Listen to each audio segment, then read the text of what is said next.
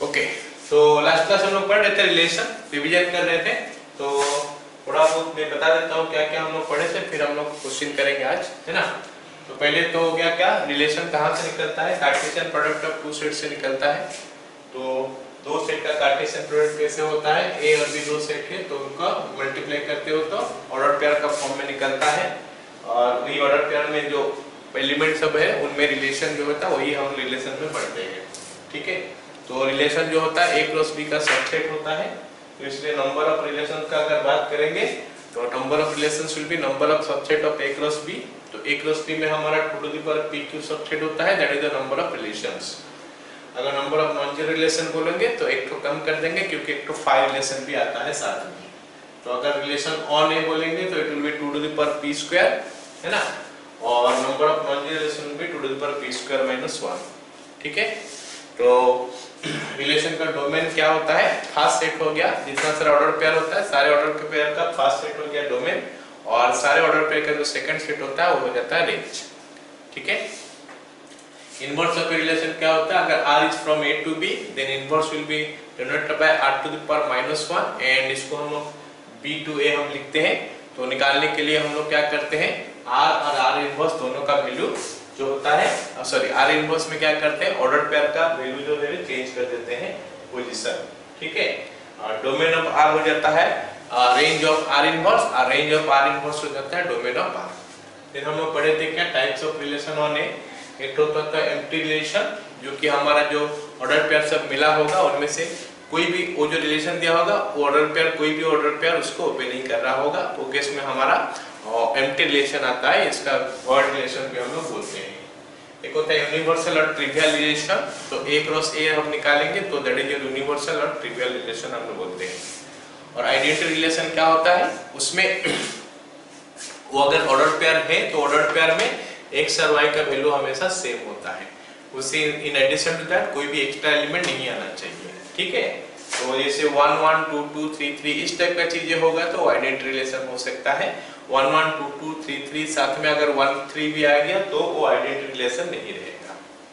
Then हम लोग properties of relation पढ़ रहे हैं, हमने सेट ए पढ़े थे, तो उसमें रिलेशन होता है क्या, रिफ्लेक्सिव रिलेशन। रिफ्लेक्सिव रिलेशन क्या होता है, अगर ऑन सेट ए कर रहे हो तो ए का हर एलिमेंट अपने साथ रिलेट होना चाहिए, that is x belongs to r होना चाहिए, जहां पे कि x बिलोंग्स टू a है, हर एलिमेंट अपने साथ रिलेट होना चाहिए। In addition to that extra कुछ होगा तो चलेगा, लेकिन वो 100% होना चाहिए। तो ये हो गया हमारा रिफ्लेक्सिव रिलेशन।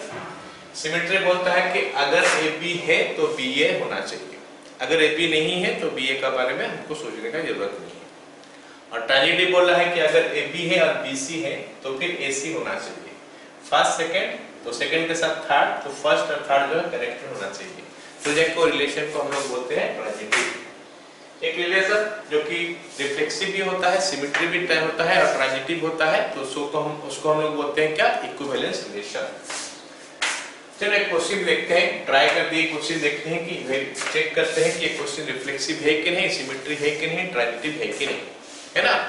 चलो क्वेश्चन क्या दिया है कि A हो गया 1 2 3 4 and R is the relation, क्या हो गया, R is the relation from on A given by this one. और हमको बोला है कि ये रिलेशन रिफ्लेक्सिव सिमेट्री ट्रांजिटिव है कि नहीं, चेक करो। रिफ्लेक्सिव के लिए हमको देखना पड़ेगा यहाँ पे जितने सारे एलिमेंट है अपने साथ कनेक्ट होना चाहिए, मतलब 1 1 2 2 3 3 4 4 must be there. So I can see 1 1 2 2 3 3 4 4 here, तो ये रिफ्लेक्सिव तो हो गया, देयर इज नो प्रॉब्लम।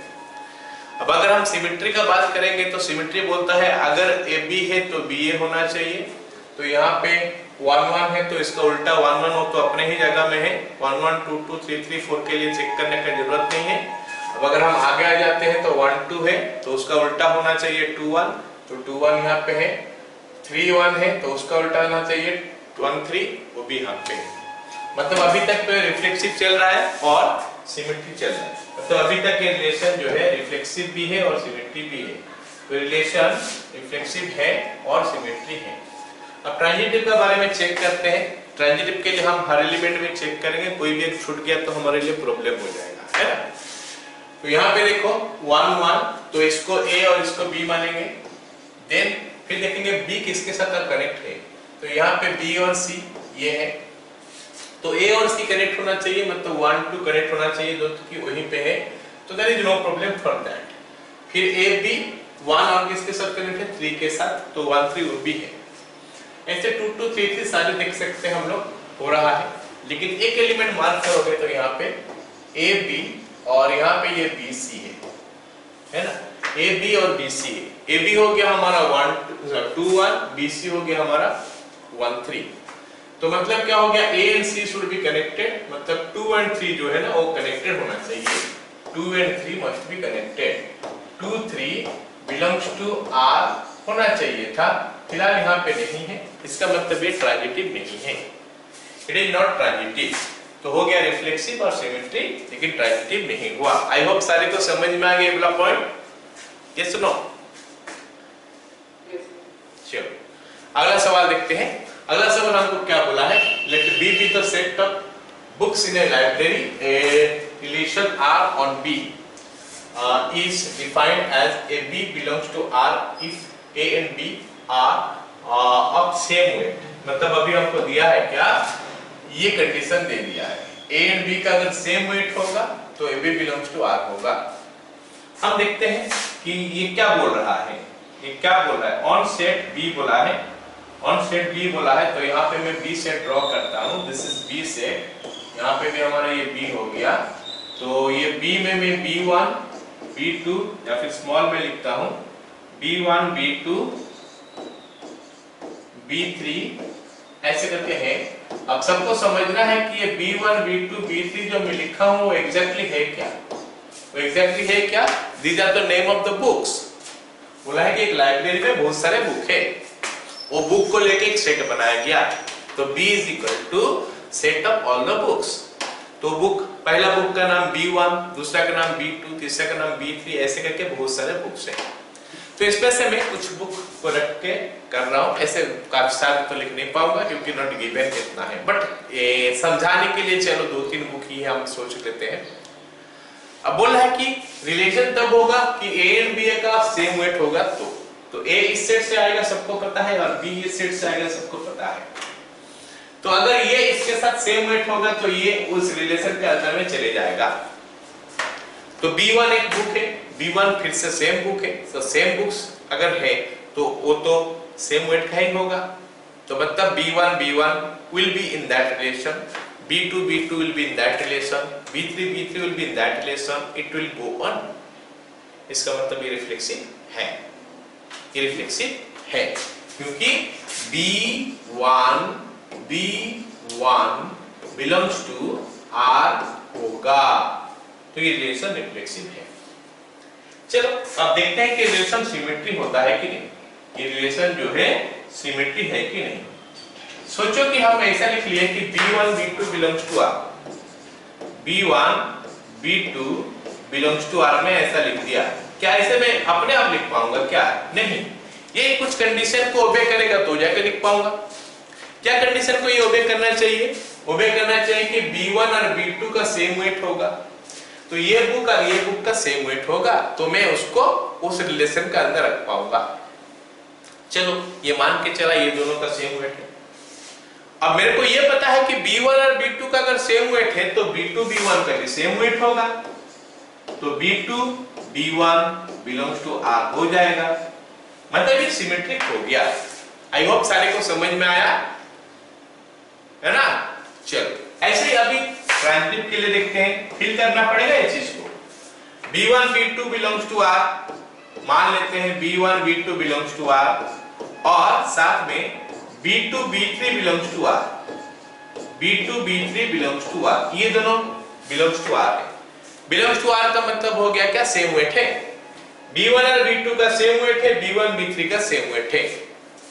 अब ये दोनों बिलोंग्स टू r है, मतलब ट्रांजिटिव होने के लिए ये जरूरी है क्या, b1 b3 belongs to r, and what you think कि अगर b1 b2 का सेम वेट है, b2 b3 का सेम वेट है, तो क्या b1 b3 का सेम वेट होगा कि नहीं होगा, हाँ या ना, जल्दी से बोलो। सेम वेट होगा, तो इसका मतलब है कि ये रिफ्लेक्सिव तो हो गया, सिमेट्री भी हो गया और ट्रांजिटिव भी हो गया। क्योंकि रिफ्लेक्शन, रिफ्लेक्सिव, सिमेट्री, ट्रांजिटिव सारे हो गया, ये एक इक्विवेलेंस रिलेशन है। ये रिलेशन जो है इक्विवेलेंस रिलेशन है। सबको समझ में आ गया सवाल, है ना? ओके, चलो अगला सवाल देखते हैं। अगला सवाल बोला है कि let H be the set of all human beings and the relation R on H is defined as AB belongs to R if A is spouse of B.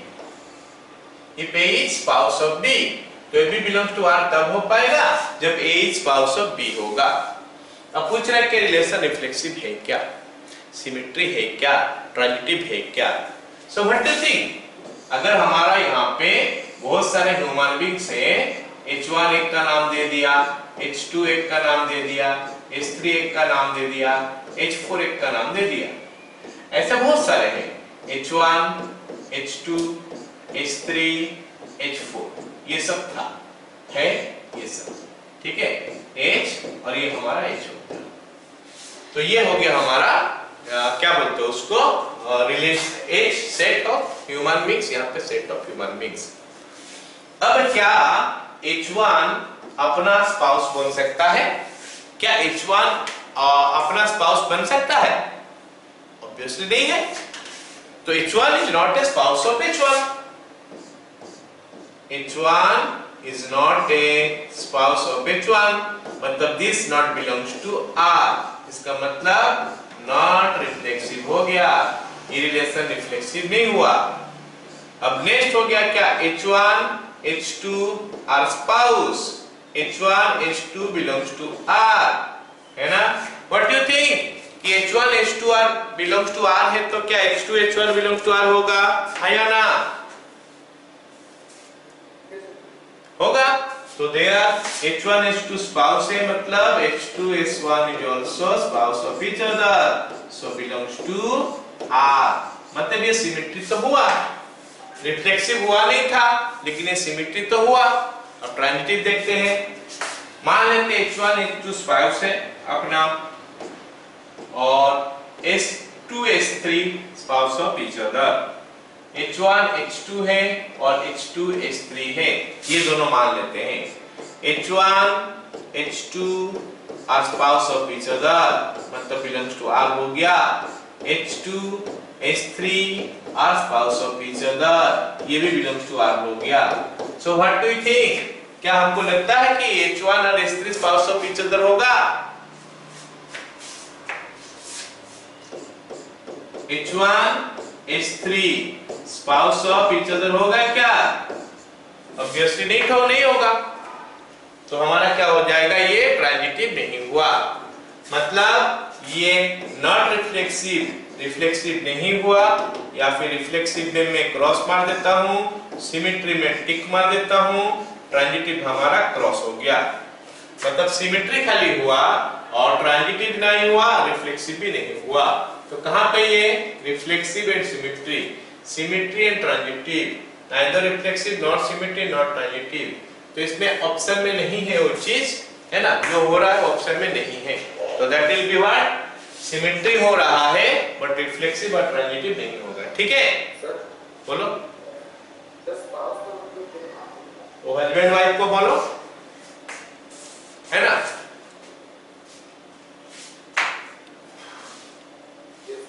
चलो अगला सोचो, अगला क्वेश्चन देखो। Let R be the set of real numbers, let R be the set of real numbers, a relation on R is given by this one।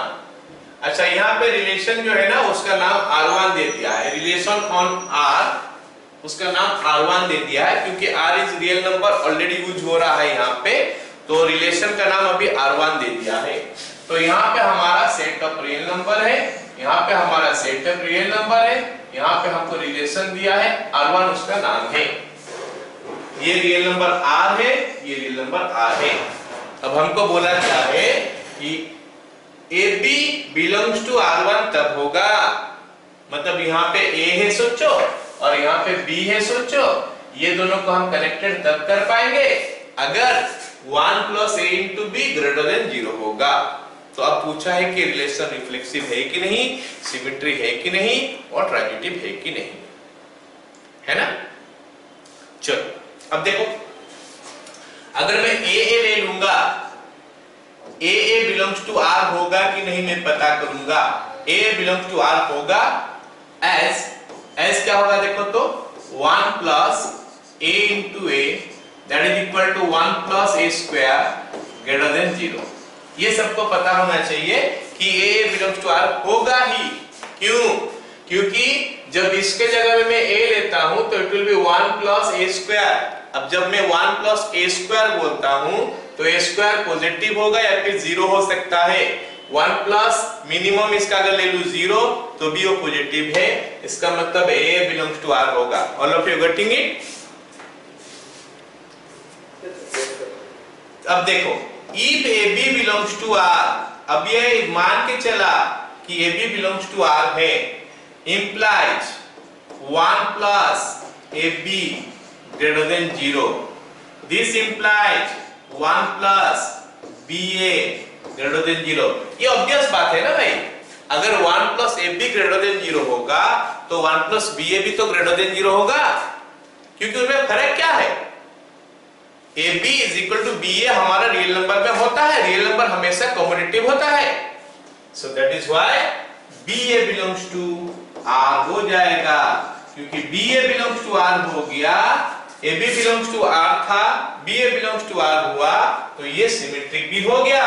तो अगर हम इसमें reflexive का बात करेंगे, टिक मारेंगे, सिमेट्री का बात करेंगे तो भी हमारा सही है, सिमेट्री भी हमारा सही है। अब हम ट्रांजिटिव देखते हैं। अब हम देखते हैं कि ट्रांजिटिव में हो रहा है कि नहीं। Okay, let me take such value, ऐसा वैल्यू लेते हैं, ऐसा वैल्यू हम लोग लेते हैं कि ट्रांजिटिव हमेशा होगा कि नहीं, उसको हमको सोचना पड़ेगा। देखो इसमें ए बी कर दिया, 1 प्लस ए बी कर दिया तो 1 प्लस बी तो ऑटोमेटिक हो जाएगा। अब सोचो ऐसा है, A B belongs to R implies 1 plus AB greater than 0. BC belongs to R implies 1 plus BC greater than 0. क्या ये दोनों में से मैं ये कंक्लूजन ड्रॉ कर सकता हूं कि 1 plus AC greater than 0? क्या हम ये कंक्लूजन ड्रॉ कर सकते हैं? चलो वेरीफाई करते हैं कि ये सही है या गलत है। एक एग्जांपल लेके हम देखते हैं कि ये सही है या गलत है, ठीक है ना? ये वाला चीज सही है गलत है। ऑलराइट, मैं ए बी ऐसा कुछ लेता हूं, मैं एक काम करता हूं, ए बी कुछ ऐसा लेता हूं, ए को लेता हूं 2 और बी को लेता हूं -1/4, ठीक है? a = 2 और b को लेता हूं -1/4,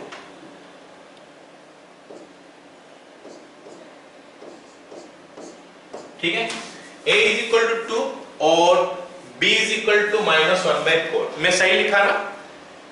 अब अगर यहाँ पे मैं देखता हूं 2 इंटू यहाँ पे 1 प्लस ए बी करूंगा तो क्या आएगा? 1 plus 2 into -1/4, so this is greater than 0 हो रहा है, मतलब हाफ हो रहा है, जो कि ग्रेटर देन 0 है, ठीक है? Half that is greater than 0। तो क्या हमारा 2 और -4 1/4 आ जाएगा? यस और नो? अब ऑब्वियस बात है आ जाएगा। अब मैं ऐसा करता हूं, -1/4 और -3 लेता हूं, -1/4 और -3 लेता हूं, तो क्या बनेगा ये? 1 प्लस -1/4 इंटू -3, तो that is greater than 0, obvious बात हो रहा है। सो यहाँ पे ए बी देख रहे हो, ए 2 है, बी -1/4 है, b -1/4 है, c -3 है, तो मेरे को देखना है क्या 2 और -3 कनेक्टेड है। तो अगर मैं 2, -3 लूंगा तो 1 plus 2 into -3 is equal to -5, not greater than 0। Are you getting it?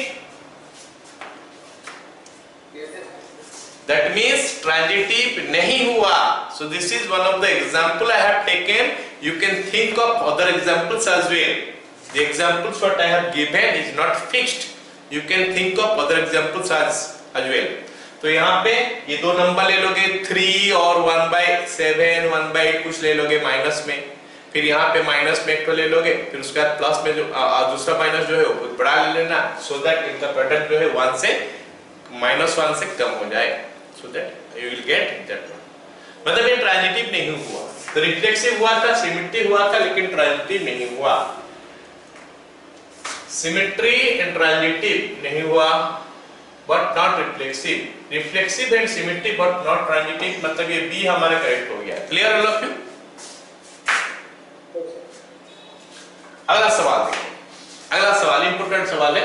Late A is this be the relation on this one, then the minimum number of ordered pairs which when added to R to make it a equivalence relation। अब हमको एक relation दिया है on set A, A का बारे में बताया है कि ये this is A, this one is your set A, ये हमारा सेट A है, ठीक है, सेट A इज ABC। अब हमको इसके अंदर में से एक रिलेशन दे दिया, ये रिलेशन मेरे को दे दिया है कि R इज इक्वल टू, हमको रिलेशन दिया है जो वो क्या है, R is equal to AA है ना, उसके बाद BB नहीं दिया है, AA, उसके बाद BC और उसके बाद AB। इतना एलिमेंट एक रिलेशन में मेरे को दे दिया है और मेरे को बोला है कि इसका अंदर में और कितना तो एलिमेंट डालूंगा और कितना तो एलिमेंट डालना पड़ेगा ताकि ये इक्विवेलेंस हो जाए। चलो सबसे पता करते हैं कि इक्विवेलेंस होने के लिए पहले क्या चाहिए। रिफ्लेक्सिव चाहिए।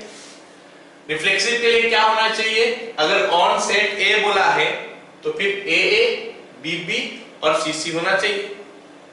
तो AA, BB, CC नहीं है यहाँ पे, मतलब BB और CC तो मेरे को डालना पड़ेगा, इसमें BB और CC तो डालना पड़ेगा, नहीं डालेंगे तो ये तो क्या नाम है, रिफ्लेक्सिव नहीं बनेगा, और रिफ्लेक्सिव नहीं बनेगा तो इक्विवेलेंस भी नहीं बनेगा, मतलब ये तो डालना पड़ेगा। अच्छा, अब रिफ्लेक्सिव तो हो गया, ये रिफ्लेक्सिव के लिए अब दिक्कत नहीं। अब देखते हैं सिमेट्री है कि नहीं। सिमेट्री होने के लिए क्या चाहिए, अगर हर AB है तो BAB रखो, यहाँ पे इसका उल्टा तो वहीं पे है, इसका उल्टा भी वहीं पे है, इसका उल्टा भी वहीं पे है, लेकिन BC है और CB नहीं है तो CB मेरे को डालना पड़ेगा, ये मेरे को तीसरा वाला डालना पड़ा। AB है तो हमको BAB डालना पड़ेगा। अब ये सिमेट्री हो गया। अब सिमेट्री के लिए कोई दिक्कत नहीं। अब ट्रांजिटिव के लिए हमको देखना पड़ेगा कि ट्रांजिटिव हो रहा है कि नहीं, ठीक है, चलो देखते हैं ट्रांजिटिव हो रहा है कि नहीं। अब देखते हैं AA, BB, CC यहां पे तो चल रहा है, ठीक, CB, BC, ठीक है। अच्छा, यहां पे देखो, इसको मार्क करो, ये CB है, ये BA है, CB, BA, मतलब इसको हम A, इसको B मान सकते हैं, इसको B और इसको C मान सकते हैं, A, B, B, C। So what should be there to make it transitive? Yes or yes बताओ? CA should be there। तो CA यहाँ पे नहीं है, तो CA वहां पे होना चाहिए, क्योंकि CA नहीं है तो हमको CA यहाँ पे रखना पड़ेगा। CA रखेंगे तो क्या होगा, CA तो ट्रांजिटिव हो रहा है, लेकिन CA आते ही मैं इसको सिमेट्री नहीं बोल सकता, जैसे ही CA आ गया हम इसको सिमेट्री नहीं बोल सकते, तो सिमेट्री करने के लिए फिर AC रखना पड़ेगा। अब जैसे मैं AC रख लिया ना, हम क्या देखा, हमको क्या दिखाई दिया कि ये पूरा एक रो से हो चुका है, ये पूरा एक रो से हो चुका है, क्योंकि एक रो से में हमारा 9 एलिमेंट आता है, 1 2 3 4 5 6 7 8 9 का 9 एलिमेंट आ गया। अब हम इस पे डालेंगे क्या, कुछ नहीं डालेंगे। और एक रो से हमेशा होता है, क्या नाम है उसका, इक्विवेलेंस रिलेशन होता है, that is the largest equivalence relation. Smallest हो गया 1 1 2 2 3 3, बट लार्जेस्ट हो गया हमारा क्या बोलते हैं उसको, पूरा एक रो से। तो ये दो इक्विवेलेंस रिलेशन, हमारा स्मॉलेस्ट और लार्जेस्ट को तो हमको आराम से पता है हर समय, तो ये बन गया हमारा इक्विवेलेंस रिलेशन। तो हाउ मेनी एलिमेंट्स हम इसमें डाले, 1 2 3 4 5 6। तो हमको बोल रहा है कि मिनिमम कितना डालोगे, मिनिमम उतना ही हमको डालना पड़ेगा, कितना 6 एलिमेंट डालना पड़ेगा। तो हमारा आंसर जो है ना यहाँ पे 6 हो जाएगा। ठीक है, सबको समझ में आया? चलो अगला सवाल। अगला सवाल हमको क्या दिया है?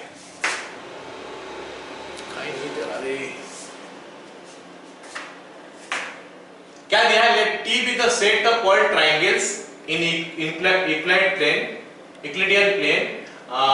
and let a relation R on T be defined by A related to B if A is congruent to B.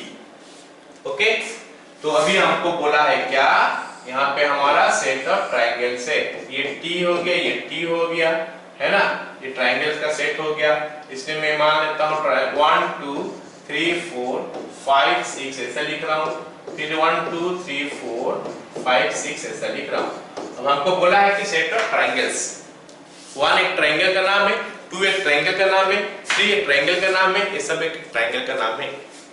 हमको बोल रहा है कि दो ट्राइंगल को हम तब कनेक्ट कर पाएंगे अगर वो दोनों कॉन्ग्रुएंट होगा। तो अगर A और B कॉन्ग्रुएंट है तो जाके A रिलेटेड टू B हो जाएगा। तो हमको समझना पड़ेगा क्या एक ट्राइंगल अपने साथ कॉन्ग्रुएंट होता है? क्या कोई भी साथ ट्राइंगल अपने साथ कॉन्ग्रुएंट होता है, हाँ या ना? होता है। तो every triangle is congruent to itself, तो हम लिख सकते हैं वहां पे AA congruent, AA belongs to R as A is congruent to A implies AA belongs to R।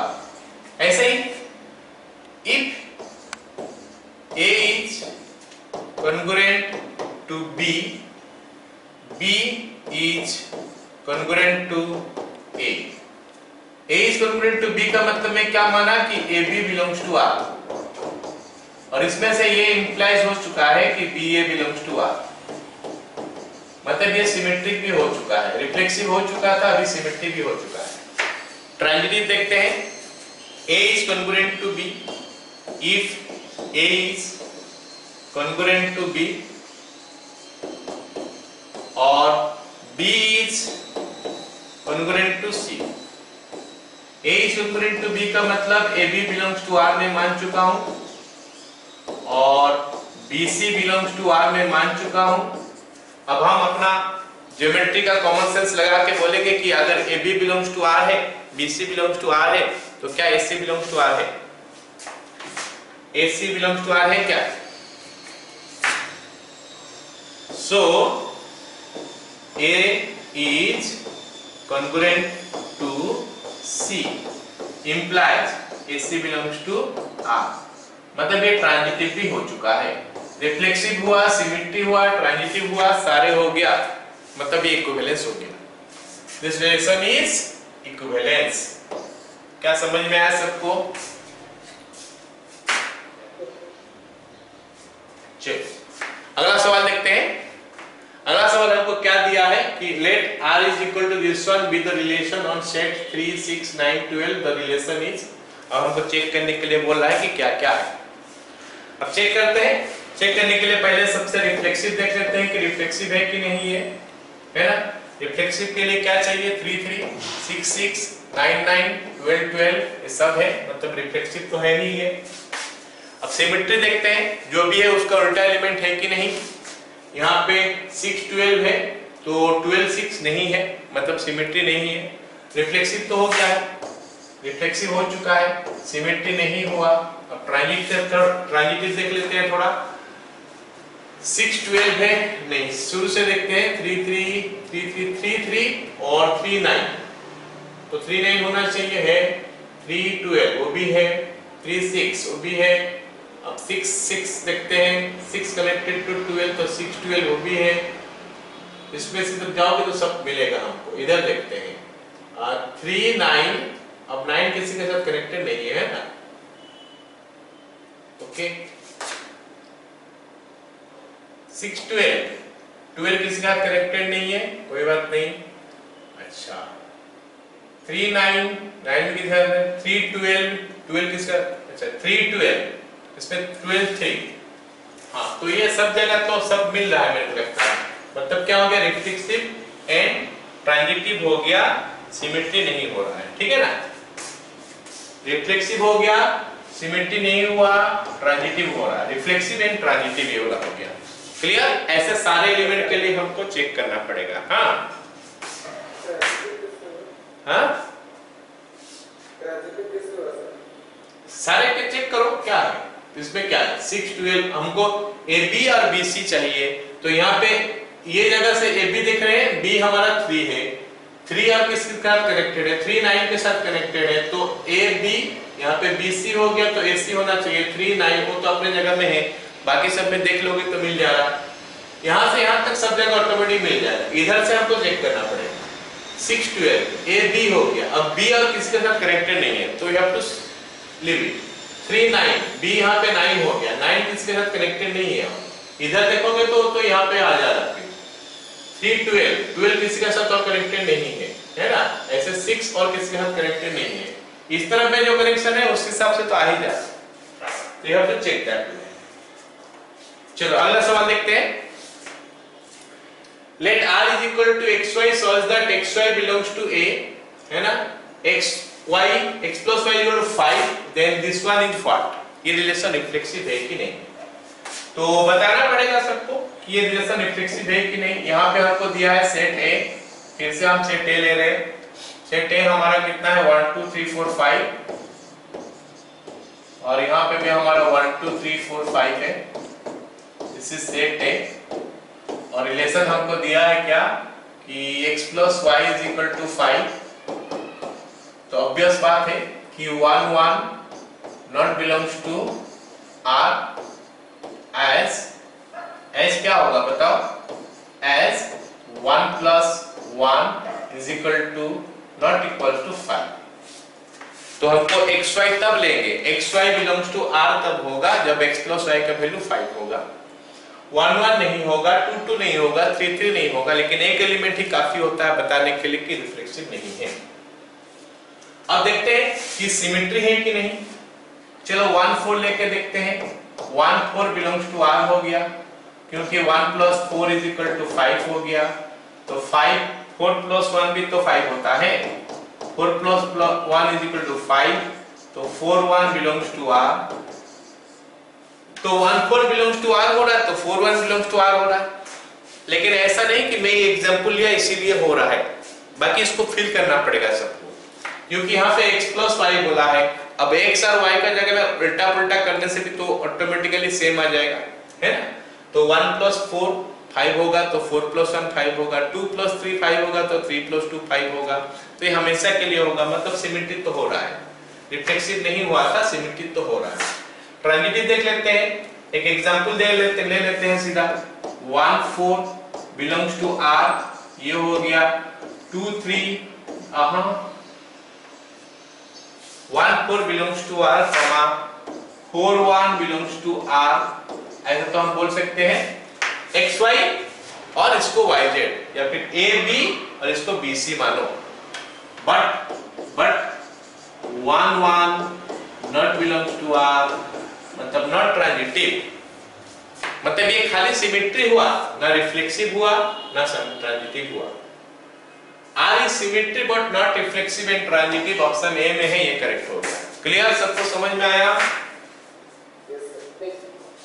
चलो अगला देखते हैं, ये क्वेश्चन हमारा असर्शन रीजनिंग का क्वेश्चन है, क्वेश्चन काफी आसान है, देखो क्या बोला है,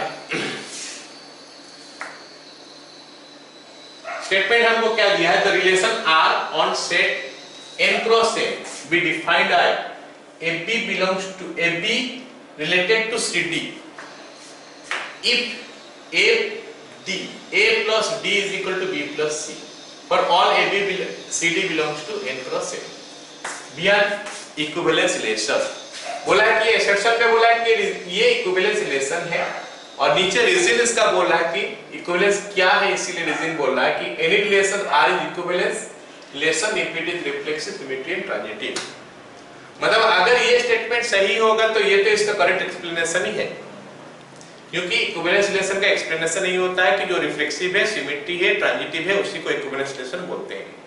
खाली हमको चेक करना है कि ये वाला हमारा जो रिलेशन दिया है, ये रिलेशन इक्विवेलेंस है कि नहीं, मतलब रिफ्लेक्सिव, सिमेट्री, ट्रांजिटिव है कि नहीं। अगर ये इक्विवेलेंस हो गया तो फिर R इज द रीजन, मतलब करेक्ट एक्सप्लेनेशन फॉर A, ये हम बोल सकते हैं।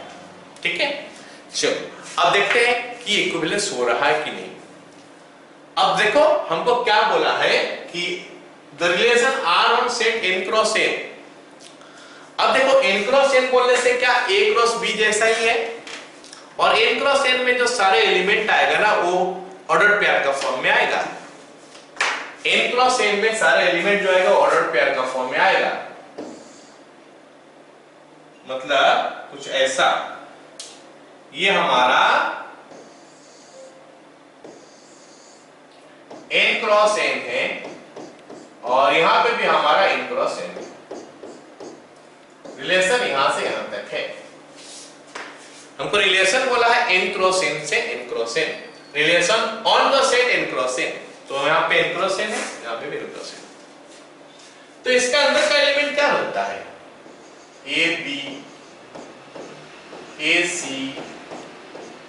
a d b c, same चीज यहां पे भी रख लेंगे, A B A C A D B C, कुछ ऐसा। ये सब ऑर्डर पेयर जो है ना यहां पे भी है, यहां पे भी है। और हमको रिलेशन बोला है कि यहां से लेकर यहां तक रिलेशन है, और रिलेशन का कंडीशन क्या दिया है? What is the condition that is given? Condition given है कि A B related to C D. जरा ध्यान से, तुमको ऐसा क्या चीज दिया? इसका पहले हमको क्या देता था? A related to B। अब ये A रिलेटेड टू B नहीं दिया है, इसलिए नहीं दिया है कि इसमें इस टाइप का एक भी एलिमेंट नहीं मिलने वाला है। इसका पहला में हम लोग जो देख रहे थे एलिमेंट इस टाइप का था, 1 2 3 4 5 A टाइप का था, A B C D ऐसा।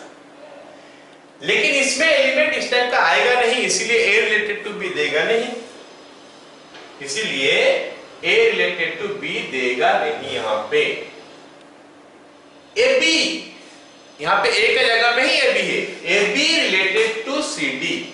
यहां पे AB इधर से आ गया, CD यहां से आ गया। अब AB रिलेटेड टू CD कब होगा? वो कंडीशन यहां पे दिया है कि अगर हमारा A plus D is equal to A plus D is equal to B plus C हुआ तो जाके आएगा। मतलब क्या हो गया? ये फर्स्ट वन, ये लास्ट वन, फर्स्ट और लास्ट, और ये सेकेंड में यहां पे और यहां का फर्स्ट, ये दोनों इक्वल होगा तो। चलो हम देखते हैं कि ये रिफ्लेक्सिव होता है कि नहीं। रिफ्लेक्सिव में हम क्या करते हैं? A रिलेटेड टू A करते हैं। अब हम A रिलेटेड टू A ना करके हम अब A रिलेटेड टू A ना करके AB रिलेटेड टू AB होता है कि नहीं वेरीफाई करते हैं। अब बात है कि AB रिलेटेड टू AB कब होगा? AB रिलेटेड टू AB कब होगा? जब ये A और ये B और ये B और ये इक्वल होगा। हम जानते हो होता है as A plus B is equal to B plus A implies AB related to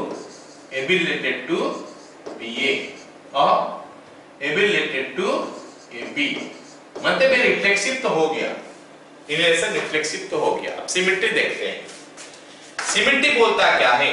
symmetry हमको बोलता क्या है कि AB रिलेटेड टू CD है अगर, तो उसका उल्टा भी करके दिखाओ। इसका उल्टा करके दिखाओ, मतलब CD रिलेटेड टू AB करके दिखाओ, है कि नहीं? देखते हैं हो रहा है कि नहीं। AB रिलेटेड टू CD है, इसका मतलब A plus D is equal to B plus C हो गया। अब अगर हमको CD रिलेटेड टू AB करना है, अगर हमको CD रिलेटेड टू AB करना है तो होना चाहिए क्या? C plus B is equal to D plus A। चलो कर देते हैं। B plus C is equal to A plus D, इधर उधर कर दिए खाली। उसके बाद C plus B is equal to D plus A। ये इक्वालिटी का तो होता है प्रॉपर्टी ना, इक्वालिटी का प्रॉपर्टी होता है कि अगर A is equal to B है तो B is equal to A होगा ही। और कॉम्युटेटिव प्रॉपर्टी हमारा लागू होता है हर जगह में। यहाँ पे हमारा रियल नंबर का ऊपर है ना, real number n cross n के ऊपर है, तो वहां पे भी हमारा कॉम्युटेटिव प्रॉपर्टी तो लागू ही होता है। तो BC का B प्लस C के जगह में C प्लस B लिख सकते हैं। तो इससे हमको पता चल गया कि भाई ये CD जो है ना बिलोंग्स टू AB हो रहा है, नहीं CD जो है ना रिलेटेड टू AB हो रहा है, मतलब ये सिमेट्री हो गया। बताओ सबको समझ में आया कि नहीं? आ गया? चलो अब ट्रांजिटिव देखते हैं।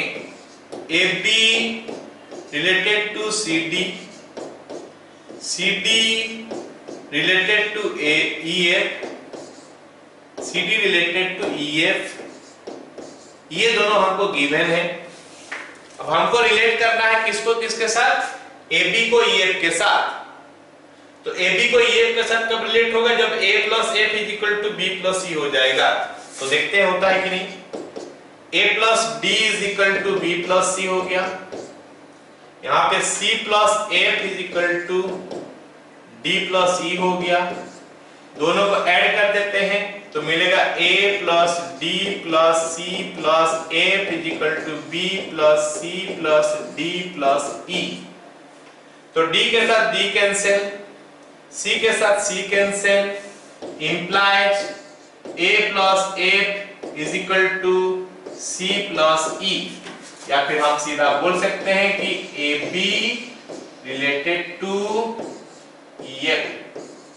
तो गड़बड़ तो हो गया, C कहां से आ गया यहाँ पे? B plus C। मतलब ट्रांजिटिव भी हो गया तो इक्विवेलेंस रिलेशन हो गया, मतलब A भी करेक्ट है और R भी करेक्ट है। Both A and R are correct, R is the correct explanation of A। So ये ऑप्शन A करेक्ट हो गया। क्लियर? सबको समझ में आया? चलो अगला सवाल देखो। अगला सवाल हमको क्या बोला है कि assertion क्या दिया है कि the relation R given by this one on set A is not symmetry। बोला है कि on this one ये सिमेट्री नहीं है। सिमेट्री होने के लिए क्या कंडीशन चाहिए? देखो सब जो होगा उसका उल्टा भी रहेगा। ये है अगर इसका उल्टा भी रहेगा, 1 3 है तो 3 1 है, 4 2 है तो 2 4 है, 2 3 है तो 3 2 भी होना चाहिए, यहाँ पे नहीं है। ठीक है, ये सही है कि ये सिमेट्री रिलेशन नहीं है। अब दूसरा चीज क्या बोला है कि for symmetry relation R is equal to R inverse. ये जो है ना, अब इसको याद कर लो, ये हमारा कंडीशन बन गया सिमेट्री रिलेशन का। सिमेट्री रिलेशन का कंडीशन बन गया कि अगर रिलेशन सिमेट्री है तो R is equal to R inverse होगा। एक रिलेशन सिमेट्री होता है तो उसमें R is equal to R inverse हो ही जाएगा। रिलेशन और उसका इनवर्स सेम होता है फॉर सिमेट्रिक रिलेशन, क्योंकि उसको उल्टा तो रहता ही है, उल्टा होगा तो वही सेम निकलेगा। इसका मतलब है कि ये रिलेशन जो है क्या हो गया? सिमेट्री नहीं है। पहला वाला भी सही बताया, दूसरा वाला बता रहा है कि R is equal to R inverse होने से वो सिमेट्री होता है। तो पहला वाला भी करेक्ट है, दूसरा वाला भी करेक्ट है, और दूसरा वाला करेक्ट एक्सप्लेनेशन है पहला वाला के लिए। Both assertion reasoning are correct and the reason is the correct explanation for the assertion। ठीक है, ये भी सही है, बिट ए हमारा करेक्ट हो गया इसका। नेक्स्ट अगला सवाल देखो। अगला सवाल हमको क्या दिया है? बोला है कि स्टेटमेंट जो है ए, assertion जो दिया हमको दिया क्या है? कहां है? यहां पे है। A relation R defined on W आज एक let W be the set of words in English dictionary। A relation R is defined on W as okay, यहाँ पे assertion दिया, यहाँ पे रीजन दिया है, ठीक है, ये और ये रीजन है, ए यहाँ पे आर यहाँ पे है। तो उससे पहले तक हमारा क्वेश्चन था, ठीक है, क्या दिया है, R is equal to xy belongs to W cross W such that xy have at least one letter common, ठीक है।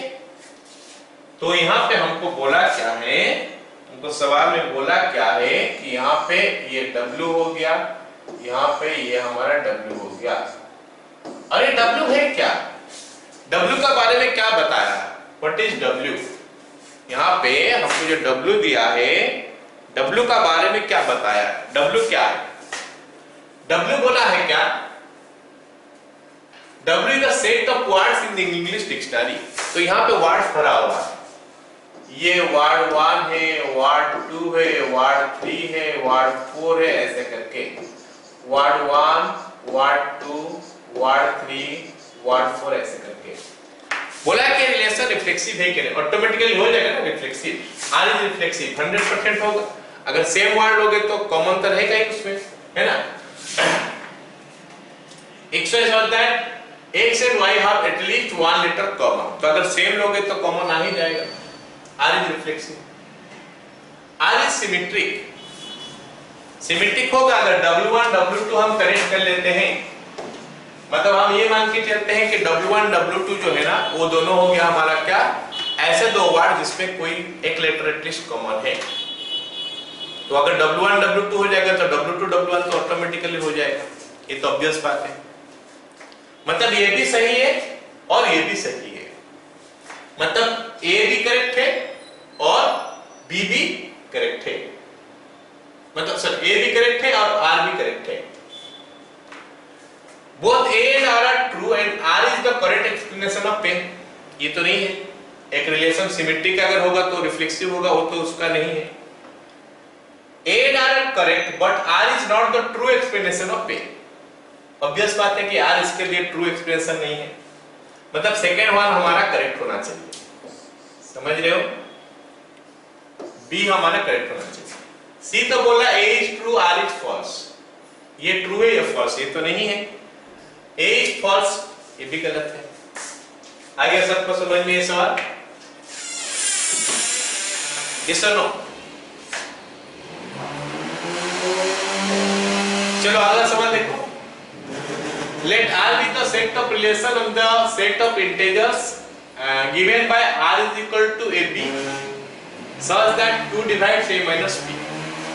हम एक क्वेश्चन पहले भी किए 2 divides A minus B, और हम वहां पे देखे थे कि रिलेशन जो है इक्विवेलेंस रिलेशन था।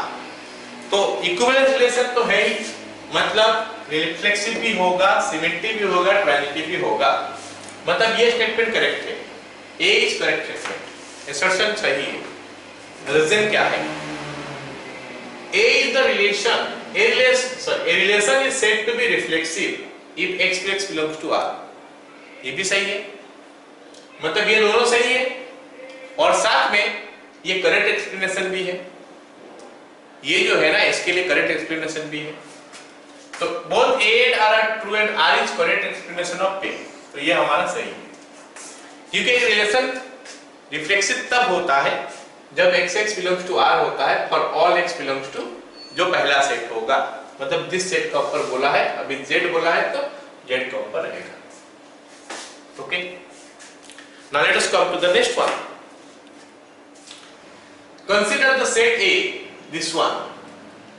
एसर्शन क्या बोला है, the number of reflexive relation on A is 2 to the power 9, जो गलत है।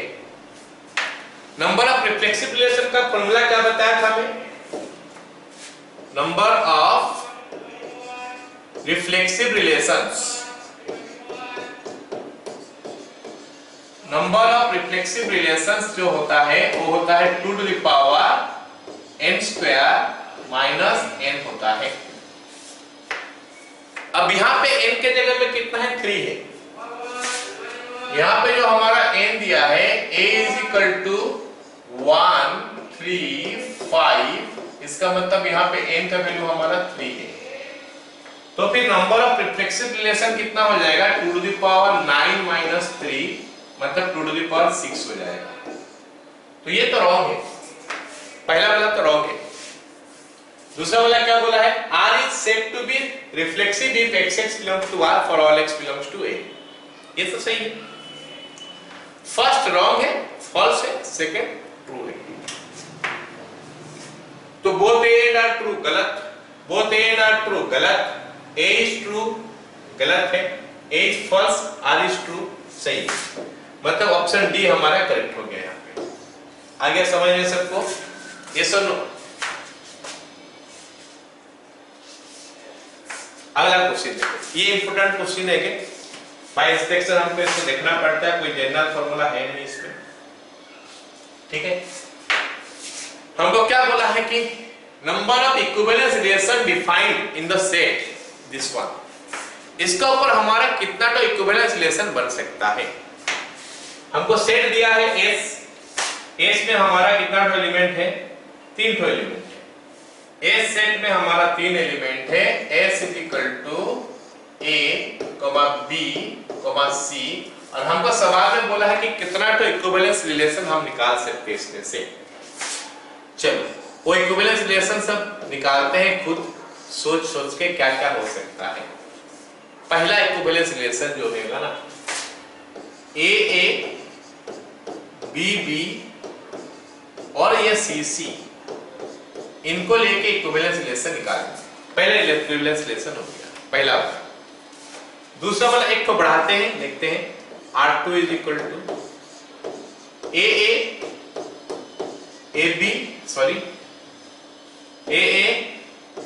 B C. एक को बढ़ाते हैं AB और BA कर लेते हैं, तो ये इक्विवेलेंस रिलेशन मिल गया। क्योंकि AB BA कर दिए तो सिमेट्री हो गया, ट्रांजिटिव क्या हो जाएगा AB हो गया, BA हो गया, AA यहाँ पे है, ट्रांजिटिव हो गया। R3 एक और बढ़ाते हैं, नहीं एक और नहीं बढ़ाते हैं, जो शुरू दिया है R1 में एक और अलग चीज ऐड करते हैं, BB CC AC और CA, ये सिमेट्री भी बन गया और ट्रांजिटिव भी बन गया। R4 लिखते हैं, R1 में कुछ और डालते हैं, AA BB CC, तो AB और BA डाल दिया, AC और CA डाल दिया, और क्या बचा है BC और AC, BC और CB ये डाल दिया। चलो अब अगला निकालते हैं। 4 को ऑलरेडी निकल चुका है, R5 AA BB CC।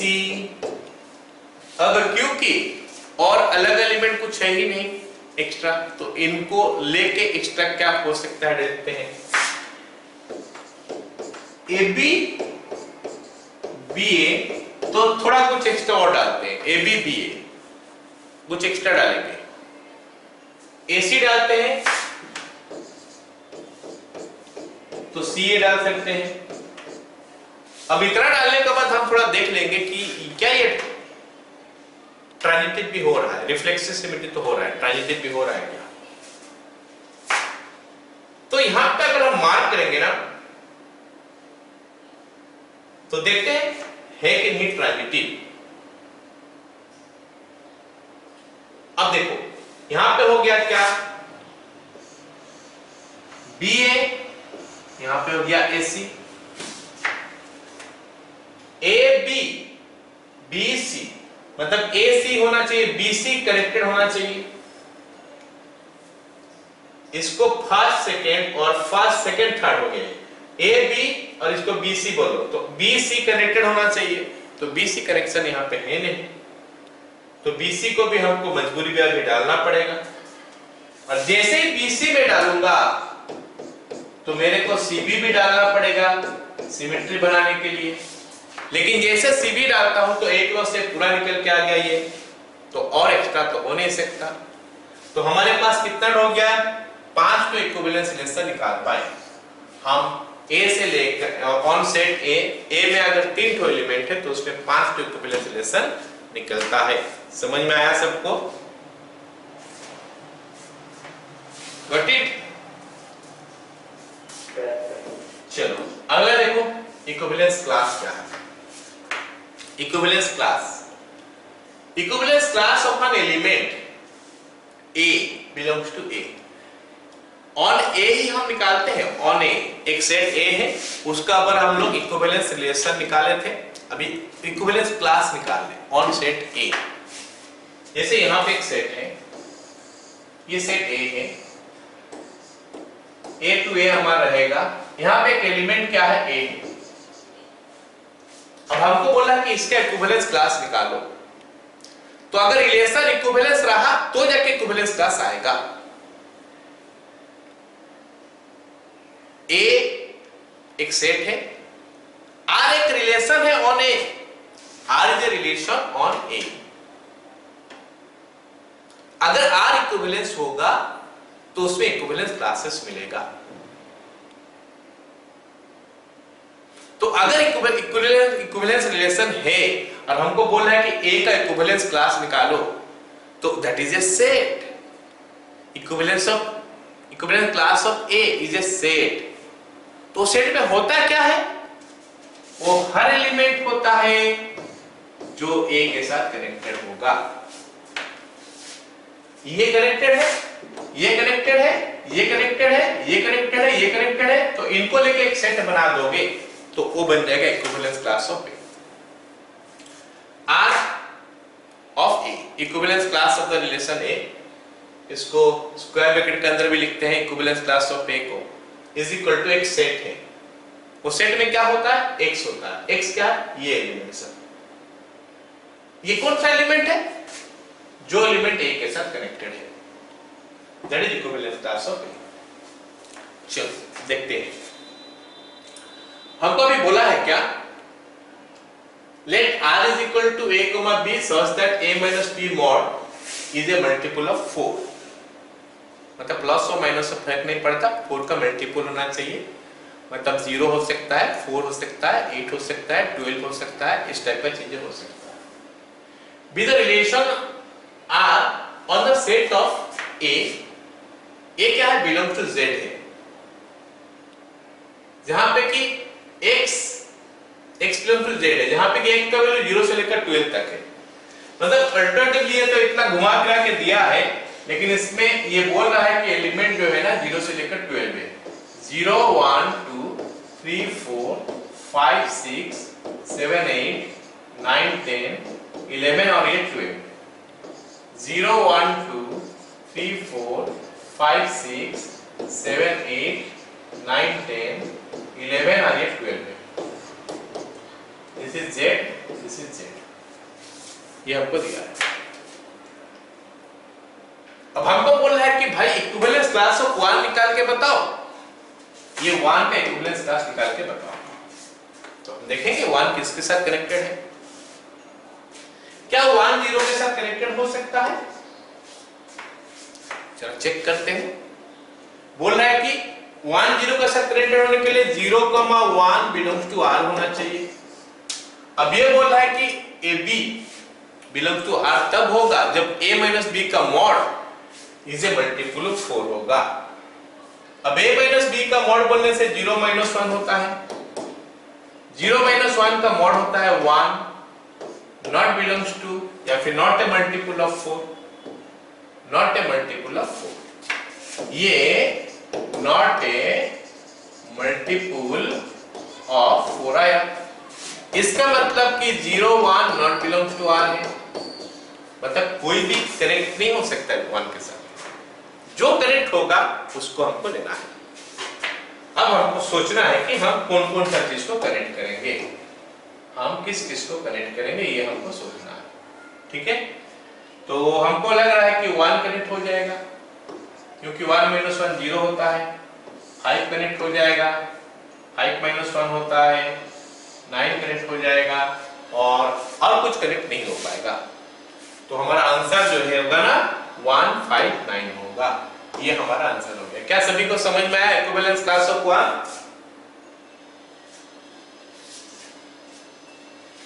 Got it ना? चलो अगला देखते हैं। R is equal to this one, this. A is equal to 0, 1, 2, 3, 4, 5, equivalent class of 0. सोच के बताओ, सोच के बताओ कि इक्विवेलेंस क्लास ऑफ 0 क्या होगा। यहाँ पे है 0, 1, 2, 3, 4, 5, 0, 1, 2, 3, 4, 5, 0, 1, 2, 3, 4, 5।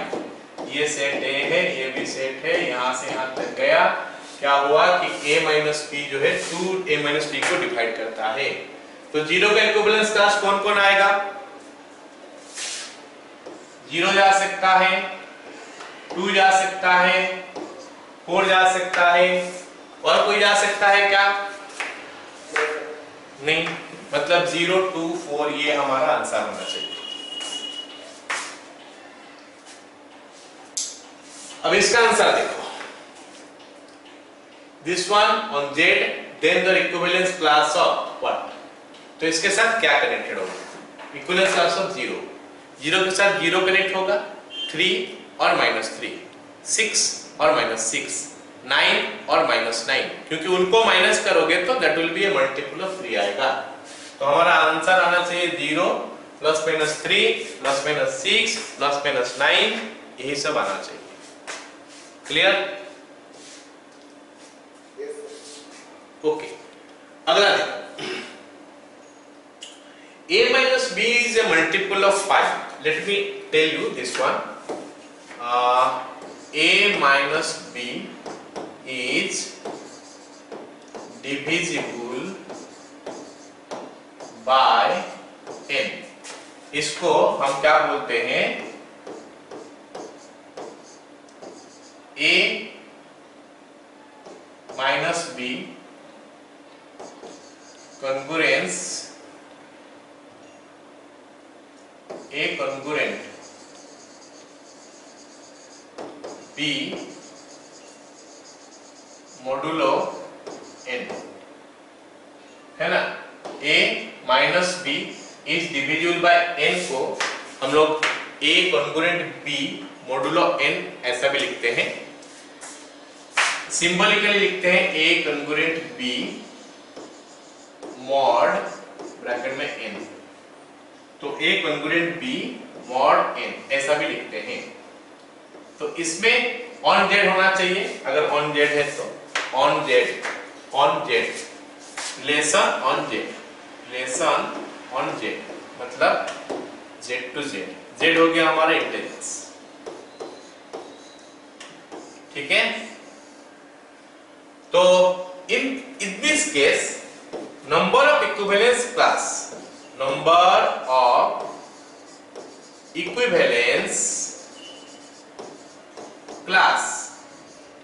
is equal to n होता है। number of equivalence class is equal to n होता है ई केस में, तो इसको याद रख लेना है। अगर A congruence B modulo n दिया है, जो कि इस स्टेटमेंट का सिंबॉलिक रिप्रेजेंटेशन है, a minus b is divisible by n हो या फिर मल्टीपल ऑफ n हो, बात एक ही है।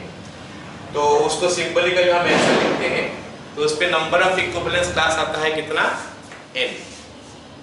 जैसे ये सवाल में डिविजिबल बाय 5 बोला है, तो number of equivalence class must be 5। इस पे नंबर ऑफ इक्विवेलेंस क्लास जो है ना 5 तो ही आएगा, 5 तो इक्विवेलेंस क्लास आएगा। वो 5 तो इक्विवेलेंस क्लास को हम क्या कर सकते हैं? 0 लिख सकते हैं, 1 लिख सकते हैं, 2 लिख सकते हैं, 3 और ये 4। तो 0 का इक्विवेलेंस क्लास हमारा आ जाएगा क्या? 0 ± 5 ± 10 ± 15 ये सब आ जाएगा। 1 के लिए आएगा 1 6 11 16 और नेगेटिव तरफ -4 -9 ये सब आएगा। 2 आ जाएगा, 3 आ जाएगा, 4 आ जाएगा। So what about the other integers? अगर 5 का इक्विवेलेंस क्लास निकालोगे ना, यू विल सी दैट वो सेम होगा 0 का कितना है। 6 का निकालोगे तो दैट विल बी सेम आज 1 का। 7 का निकालोगे तो that will be same as 2, 8 का निकालोगे तो that will be same as 3, 9 का निकालोगे तो that will be same as 4। ऐसे आगे बढ़ोगे, फिर 10 का निकालोगे तो that will be same as equivalence class of 0। तो अगर सेम निकलता है तो उसको हम लोग कंसीडर नहीं करते, तो इसीलिए 5 तो इक्विवेलेंस क्लास निकलेगा। Now it is your duty to write those equivalence values. Equivalence class क्या क्या है देखना है कि 0 किस किस के साथ कनेक्ट है, वो तो मैं बता दिया, 0 +- 5 +- 10 +- 15 ये सब आएगा। ऐसे बाकी सब के लिए भी कर सकते हो। क्लियर? तो अब हमारा इक्विवेलेंस क्लास खत्म हो गया। नेक्स्ट हम लोग देख लेते हैं केस स्टडी क्वेश्चन क्या क्या आ सकता है। केस स्टडी क्वेश्चन एक तो हमको क्या दे देगा, एक सिचुएशन दे देगा, उस सिचुएशन के ऊपर क्वेश्चन देगा, है क्या बोला है पहला, a general election of Lok Sabha J T exercise about 911 million people were eligible to vote, voter turnout about 67%, the highest ever। okay, let I हो गया हमारा क्या, I be the set of all citizens of India who are eligible to exercise their voting right in general election held in 2019। The relation are defined on I, मतलब I का ऊपर define कर रहा है। I क्या बोला है कि all citizens, I में सब citizens है। Relation R on defined on I given क्या है कि V1 V2 रिलेशन के अंदर आ पाएगा अगर V1 V2 belongs to I होगा, ऑब्वियस बात है, and both use their voting right in general election 2019। चलो अब हमको सवाल पूछ दिया है उसका ऊपर, तो यहाँ पे हमको दे दिया है सेट I में कौन है, I और सिटीजन्स ऑफ इंडिया, I में सारे इंडियन सिटीजन्स हैं। अब बोला है कि इसमें सारे सिटीजन से 67% वोटिंग किया है, तो 33% वोटिंग किया नहीं है, तो कुछ यहाँ पे वोटिंग किए होंगे, कुछ नहीं किए होंगे। हमको बोला है कि V1, V2, V3, V4, V5 ये सब वोटर्स है। अब दिए हैं कि नहीं दिए अलग बात है, but these are voters. So what do you think, V1 belongs to R होगा कि नहीं? V1 वोट किया है, V1 वोट किया है, तो यहाँ पे बोला है क्या लिखो, V1 V2 belongs to both use their vote in general election 2019। अगर V1 वोटिंग किया है तो V1 अपने साथ कनेक्टेड हो पाएगा, है ना। अब क्या बोला है देखो, two neighbours X and Y belongs to I, तो यहाँ पे X एक नेबर है, Y एक नेबर है, X और Y, X और Y दो नेबर है ना। X exercise his voting right while Y did not. अच्छा, मतलब X जो है ना वो वोट किया है, Y वोट नहीं किया है। X वोट किया है, Y वोट नहीं किया है, मतलब उस सिचुएशन में जो दिया था उसका ऊपर भी यहाँ पे और भी कुछ बोला है। X यहाँ पे वोटिंग किया है, मैं V1 V2 V3 ये सब कुछ नाम दिया हूँ, मतलब और भी है उनके साथ, ये XY भी है, XY भी वोटिंग किए है ना। X वोट किया है, Y भी वोटिंग किया है, Y किया है कि नहीं? हाँ, Y did not cast, Y vote नहीं किया है, X किया है, Y किया नहीं। तो बोल रहा है क्या, इन general election this term which of the following is true. क्या XY बिलोंग्स टू R होगा? सोच के बताओ। X वोट किया है, Y नहीं किया, और यहाँ पे बोल रहा है क्या कि जो दोनों वोट किया होगा अगर तो उन्हीं ऑर्डर पेयर को रख सकते हो। अगर दोनों वोटिंग किए होंगे तो ही उसको रिलेशन के अंदर रख सकते हो। यहाँ पे X किया है, Y नहीं किया है, तो क्या XY रह सकता है? Obviously not belongs to R होगा ना। XY कहां से आएगा? X तो किया है, Y तो नहीं किया है, और वो रिलेशन में दोनों किया होगा तो रह सकता है, तो ये तो नहीं रह सकता। YX belongs to R, YX belongs to R वो भी नहीं होगा। XY not belongs to R correct होगा, यहाँ पे XY not belongs to R correct होगा। अब XX not belong to R क्यों रॉन्ग हो गया?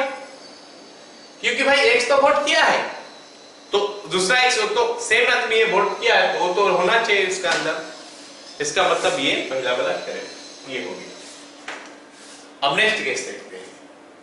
Mister X and his wife W, mister X and his wife W both exercise their voting right. X और Y दोनों vote किए हैं,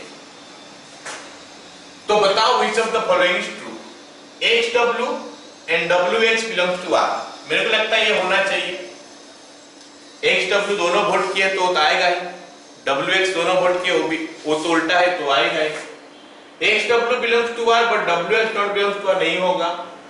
ये तो मल्टीपल ऑप्शन नहीं है, सिंगल ऑप्शन है, मतलब ये करेक्ट हो गया। क्लियर? तीसरा देखो, F1, F2, F3,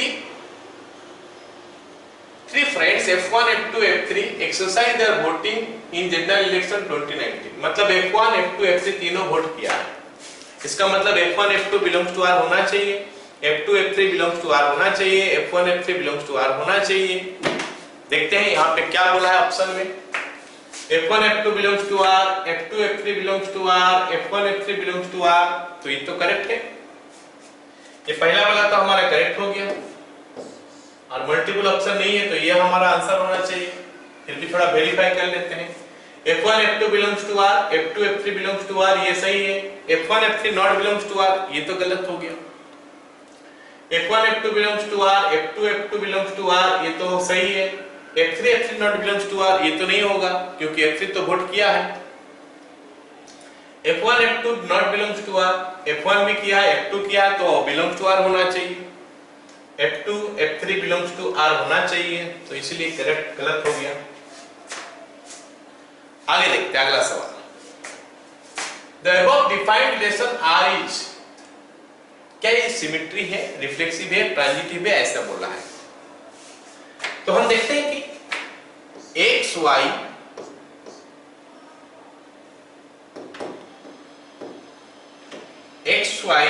रिफ्लेक्सिव के लिए क्या चाहिए, XX belongs to R। Reflexive के लिए क्या चाहिए, XX belongs to R, and I think XX belongs to R होगा, क्योंकि बोल रहा है क्या, वो रिलेशन आएगा जहां पे X और Y को हम रख सकते हैं अगर दोनों वोट किए हैं, क्योंकि X वोट किया है तो X तो आएगा ही, अपने साथ कनेक्ट हो पाएगा। अब अगर मैं XY belongs to R बोल देता हूं, मतलब मैं ये मान के चल रहा हूं कि X और Y दोनों वोट किया है, तो अगर X और Y दोनों वोट किया है तो Y और X भी तो दोनों वोट किया है। सेम चीज को उल्टा तरह से थोड़ा बोलना है हमको, क्लियर क्या? जैसे X एंड Y वोट किया है तो Y X भी वोट करेगा। फिर तीसरा, XY belongs to R, YZ belongs to R, मतलब XY वोट किया है, YZ वोट किया है, तो फिर XZ भी तो वोट करेगा, ऑब्वियस बात है। मतलब ये तो ऑलरेडी किया है बोल के हम डिफाइन कर रहे हैं, तो X भी वोट किया है, Z भी वोट किया है, इसका मतलब XZ को तो हम रख सकते हैं रिलेशन के अंदर, XZ belongs to R। मतलब ये रिफ्लेक्सिव तो हो रहा है, सिमेट्री भी हो रहा है, ट्रांजिटिव भी हो रहा है, मतलब ये इक्विवेलेंस रिलेशन है। ये जो रिलेशन है it is equivalence relation. Clear? चलो लास्ट क्वेश्चन देखते हैं। बोला है कि mister Sham exercise his voting right in general election 2019, then mister Sham is related to which of the following? All those eligible voters who cast their vote. All those eligible voters who cast their vote. Family members of Mr. Shyam. All citizens of India. Eligible voters of India. तो इसमें से कौन सा correct है? बोला है कि mister Sham exercise is voting right in general election this one. Mister Sham is related to which of the followings?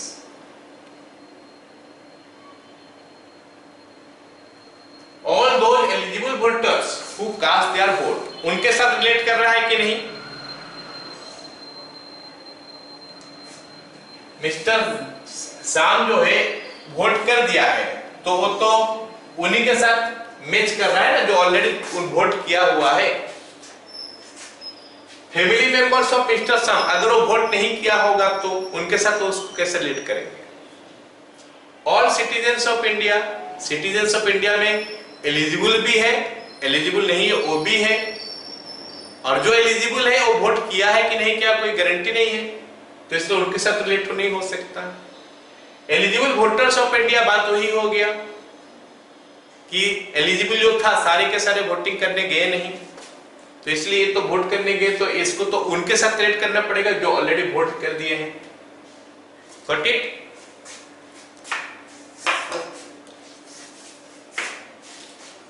चलो विद दैट तो आज का क्लास हम लोग यहाँ पे खत्म कर